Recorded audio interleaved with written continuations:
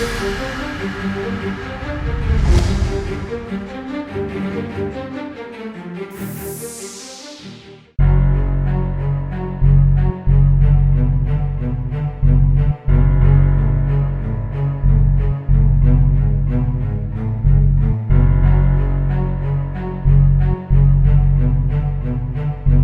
guys, this is Reinhart and I'm bringing you some interesting threes matches with some really good grips and some really good counters to hunters.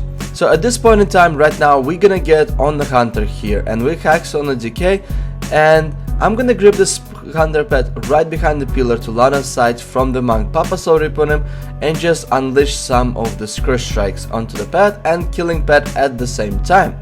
I was a little bit vulnerable there to them popping Stampede, but I still survived it even if they popped it because I had all my defensive cooldowns. And I popped a cuddle on my pet and I actually healed a couple times. Now his second pet is out and we're swapping to this pet as well.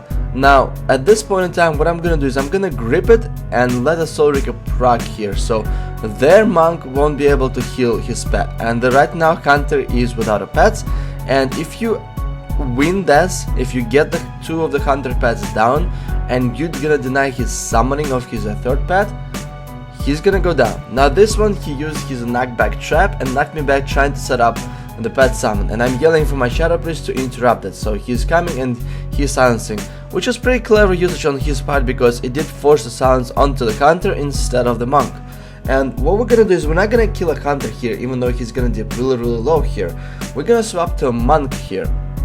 And at this point in time, I have my two trinkets, I have my Fallen Crusader and Trinket proc. I popped my Engineering Glove enchant and I did 3 necrotics for up to 147k. And at this point in time, the monk, there's nothing he could have done to actually survive it, even though I still had a pet stun and a strangulate at the same time. This is the potential pressure from Unholy Decays and how much pressure they can put out. For this match, I want you to pay attention to my amazing Russian accent, my friends. No, I'm just kidding, but I do want you to pay attention how I'm gonna survive here stamping. So they're gonna open up on me and I'm gonna dip very low here in the beginning. He popped the Intimidate on me and I'm forced to go to a Blood Presence right off the start. I put a Pestilence / Blood Bowl here to spread some of my damage, and at the same time I'm gonna put a Dark Simulacrum on the Priest.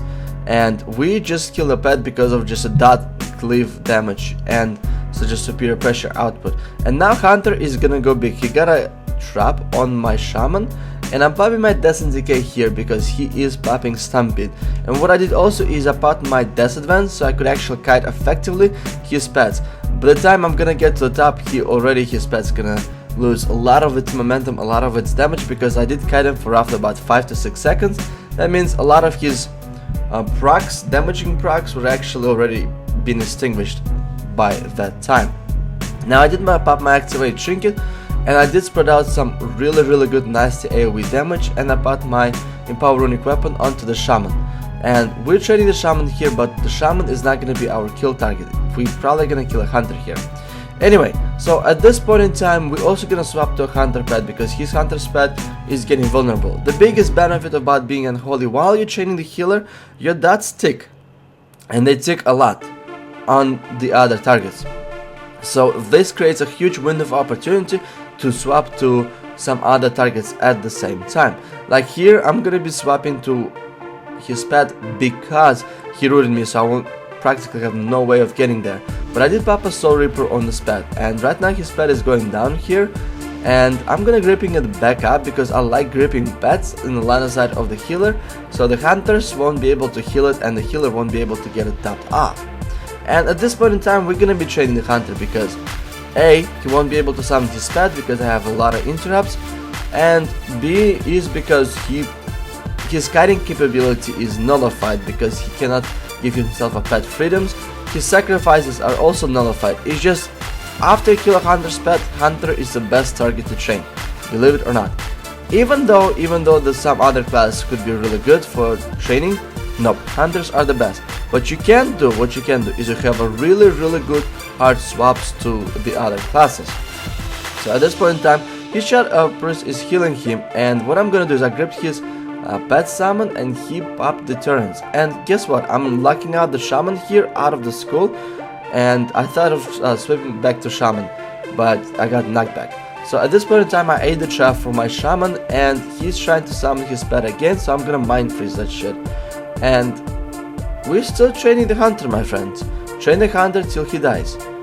Start to finish. I'm gripping him, he escaping. I gripped him again and stunned him for a full duration. I love double grip actually. Very useful talent. So we're training the Hunter, and at this point in time the Shaman is near. The Shaman is very close. So I popped my activated Trinket up, swapping all the disease damage to the Shaman, and I'm gonna be swapping to a Shaman here at the same time because I have a few Necros, and I'm yelling for my Shadow Priest to swap to the Shaman as well, and I'm strangulating him for a full duration. And I'm trying to get that, pop my Desert Land Sprint so I could actually pop the Soul Reaper here. And his Hunter is getting here, but he's not gonna be getting any heals at all because the Hunter was dipping very low from our dots. And by the time the Shadow Priest tried to get there, the Soul Reaper already procced the Shaman, and he went down like a freaking cracker. If you guys want to see more guides and more Unholy gameplay, please check out my channel at Reinhart the Russian, and also check out my video for Unholy Pressure Master and Unholy Stats. It's basically gonna help you to gear up your Unholy DK up and ready. I'm the only Unholy DK who got over 2300 in RBGs this season, 2600 last season, as an Unholy DK in North America. Thanks everybody for watching, and до свидания.